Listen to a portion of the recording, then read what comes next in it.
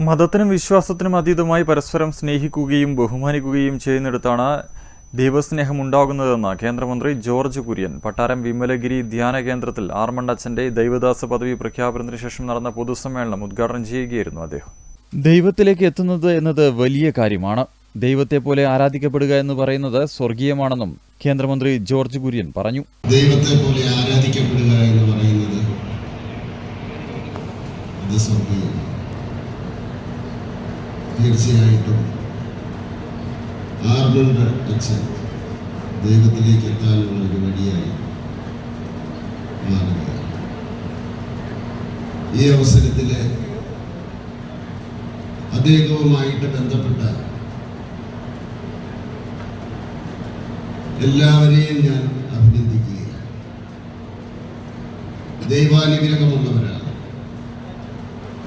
തീർച്ചയായിട്ടും ആ കുടുംബാംഗങ്ങൾ ദൈവത്താൽ